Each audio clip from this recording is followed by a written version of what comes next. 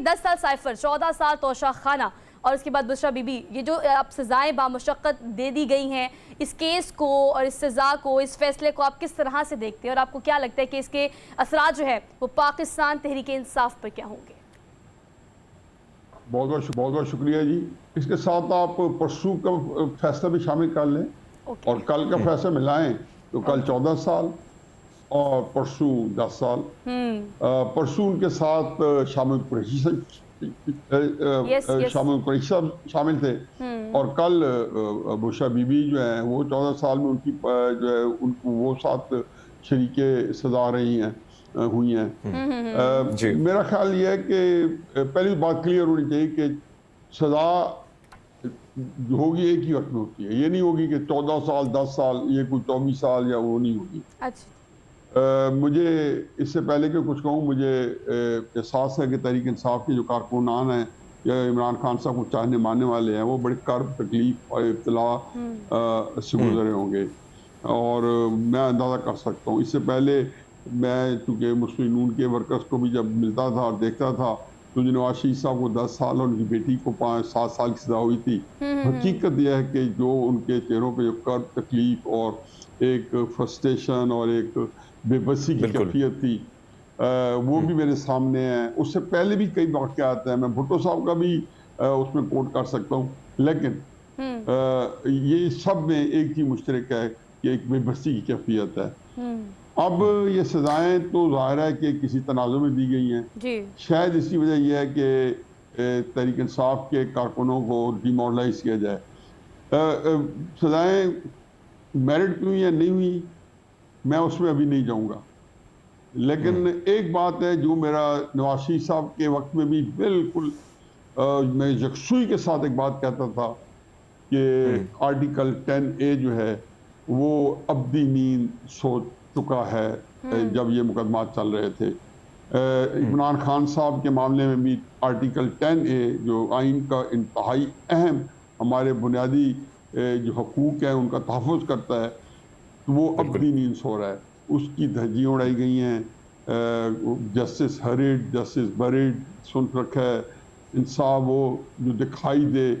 अब दिखाई तो शायद ये भी दी है, अब ये इंसाफ है या नहीं है, लेकिन इसलिए जल्दी में इतनी हेस्ट पे सजाएं शायद इसलिए दी गई हैं कि 9 मई के बाद और जैसी तहरीक इंसाफ के ऊपर सख्ती हुई हैं तो उसको देखा गया कि तहरीक इंसाफ के लोग उनके हौसले पस्त हो गए हैं, उनकी हौसला शिकनी हुई है और वो सियासत से या उन्हें माफी तलाफी ले ली है या बरात ले ली है या भाग गए हैं या छुपे फिर रहे हैं। तो मेरा ख्याल है उसको रीइंफोर्स करने के लिए जो लोग इस वक्त जिनके कब्जा इस्तेमाल में इक़्तिदार है उन्हें यही सोचना होगा कि 8 फरवरी से पहले अगर ये सजाएं आ जाएं तो मजीद उनकी हौसला शिकनी होगी। न्याज़ी साहब, एक और चीज़ अगर हम देखें इस वक्त जो सिचुएशन है, खासकर इमरान खान के हवाले से हम बात करें, पीटीआई के वर्कर्स के हवाले से बात करें और जिस किस्म के केसेस आ रहे हैं, जिस किस्म के फैसले हो रहे हैं, आपको क्या लगता है, क्योंकि इलेक्शन भी करीब है और पीटीआई की जो सपोर्टर है उनका किस किस्म का रद्द-ए-अमल सामने आ सकता है इलेक्शन के दिन या अब ये सूरत हाल चल रही है?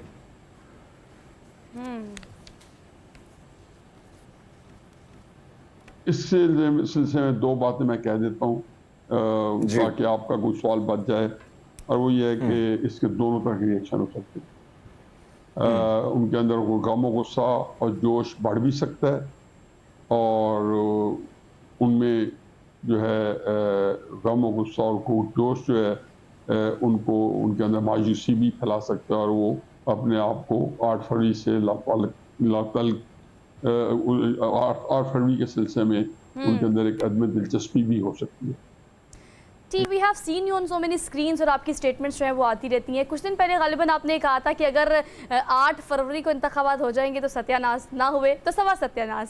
सर, इस स्टेटमेंट की ग्राउंड रियलिटी क्या थी, किस कॉन्टेक्स्ट में कहा था आपने? मैंने कुछ दिन पहले ज़रूर दिया, लेकिन ये मैं तसलसल से कई महीनों से कह रहा हूँ, अपने कॉलम्स में लिख चुका हूँ, अपने जियो के प्रोग्राम में कह चुका हूँ और अपने वीलॉग्स में बार बार मैं कहता हूँ। ये इसकी वजह सिर्फ एक ही है और अगर उसको मुख्तसर तरीके से बयान किया जाए जो पाकिस्तान के अंदर जो इस वक्त अदम इस्तेकाम है, वो जो है वो जो पाकिस्तान मुमलिकत किसी रियासत के लिए जानलेवा साबित हुआ करता है। सियासी अदम इस्तेकाम कौम तहलील होते देखिए हमने तारीख में। तो हमारे यहाँ ये अदम इस्तेकाम है, इसकी जो संगीनी है उसका तयन अंदाज़ा करना जो है मेरा ख्याल में इस वक्त बहुत ही ज़्यादा है। जो उसके इसकी जो शिद्दत और हिद्दत है बहुत ही ज़्यादा है। यस। अब अदम इस्तेकाम को अगर कोई चीज़ ख़त्म कर सकती है तो ऐसे फ्री एंड फेयर इलेक्शन, इसके अंदर राय अडल्ट फ्रेंचाइज जिसको कहते हैं या जिसको कहना चाहिए कि बालिग राय दही कहते हैं, वो लेटर एंड स्पिरिट के अंदर जो इस्तेमाल हो तो उससे कुछ जो है लोगों के अंदर जो है मायूसी या उनकी फ्रस्ट्रेशन कम हो सकती है। ठीक। अब लेकिन इसका मतलब ये नहीं है कि जो अदम इस्तेकाम जिससे हम गुजर रहे हैं ये इलेक्शन जो है उसकी कोई गारंटी है कि उसको ठीक कर देंगे। और बसूर दीगर खुदा न खास इलेक्शन ना कराए गए तो फिर तो समझे कि सवा सत्यानाश नहीं 1.25 सत्यानाश हो सकते हैं। फिर तो मुमलिकत खाका बदान उसकी सालमियत जो अभी भी उसके ऊपर जो जिसको कहना चाहिए कि खतरात की गंगूर घटाएं तुली खड़ी हैं, फिर तो उसके जान के उसको लाले पड़ जाएंगे रियासत पाकिस्तान को। सब एक और चीज जो हमने देखी है, हम जब देखते हैं माजी की तरफ देखते हैं तो बहुत सारे वज़ीर आज़म भुट्टो साहब से लेकर फिर हम आते हैं नवाज शरीफ साहब तक, अब तक जो सूरत हाल है इससे कबल जो शायद हाकान अब्बासी साहब देखें, राजा परवेज अशरफ साहब को देखें, गिलानी साहब को देखें, अब ये सूरत हाल इमरान खान के खिलाफ जो फैसले आए, क्या फ़र्क आपको लगता है माजी के फैसलों में और आपके खान साहब के खिलाफ जो फैसले आए हैं? लेकिन इसके अंदर एक चीज मुश्तरक है कि जिस किसी सियासतदान ने या हुक्मरान ने या किसी और शख्सियत एस्टेब्लिशमेंट से टक्कर ली तो उसकी जो फौरी सियासत है उसके रास्ते हमेशा से मसदूद रहे हैं। मैंने उनको उसके बाद होने वाला फौरी इलेक्शन अगर माशाल्लाह नहीं लगा और अगर माशाल्लाह लगा तो भी उसमें उनको मैंने कहीं नहीं उनका वजूद देखा।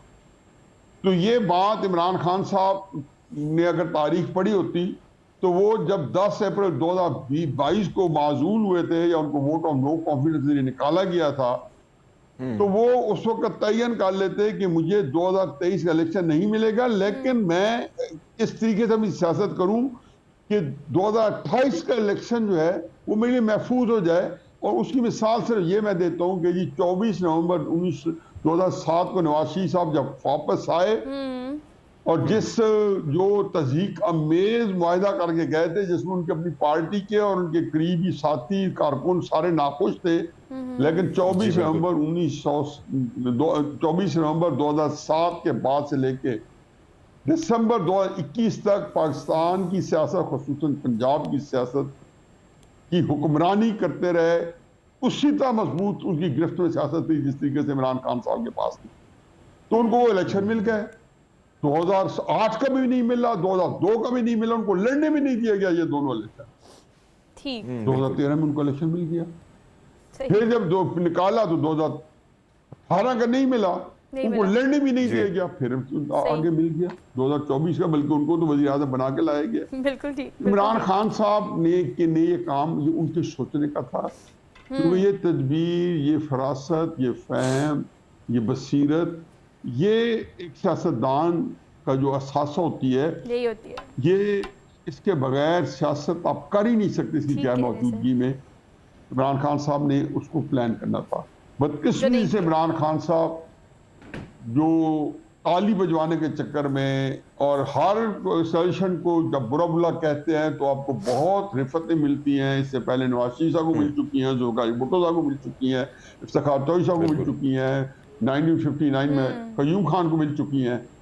लेकिन ये ताली बजाने के बाद अगला निज़ाम भी मौजूद होना चाहिए, क्योंकि हमने इलेक्शन से लड़के सियासतदानों को जेलों में भी देखा है सियासत से बाहर होते भी देखा है और लुकमा अजल बनते भी देखा है।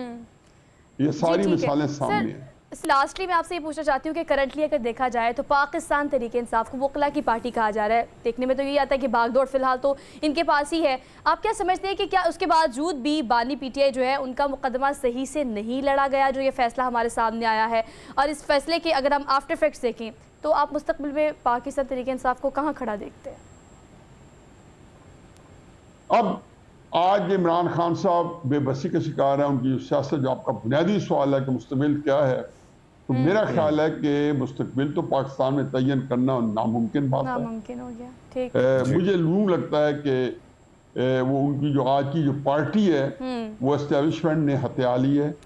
जो लोग उसके जिम्मेदारान हैं वो एस्टेब्लिशमेंट की आंखों की ठंडक है, उनके दिल का सुकून है। सही। और इमरान खान साहब के बारे में वो शख्सोई कर रहा है। इमरान खान साहब की बहन ने 14 साल की सजा मिलने के बाद कल जो बयान दिया, मेरे पिछले 2 साल जो कोई मैं कहता रहा उसका हासिल कलाम कहा कि वो कहाँ गए वकील, और यही बात भुट्टो साहब ने कही थी अपने आखिरी, कहाँ गए मेरे वकील कि जिन्होंने मुझे छुड़वाना था, मेरे मुकदमा लड़ने थे। उनका मेरा ख्याल है कि तहरीक इंसाफ का मुस्तकबिल जो है मखदूश है। बेनज़ीर ने भी जब वापसी की थी तो फिर उसे मुफाहमत ही करनी पड़ी थी, जो ना करके उनके वालिद साहब जो थे वो फांसी पर लटक गए थे, लेकिन बेटी ने आके 1986 में मुफाहमत करके वापस आई, मुफाहमत करके फिर 1988 में हुकूमत ली। बैन ही ऐसे जैसे हमारे सामने नवाज शरीफ साहब मुफाहमत करके बिल्कुल हुकूमत लेने के लिए। ठीक है सर, आप बिल्कुल ठीक कह रहे हैं। Thank you so much.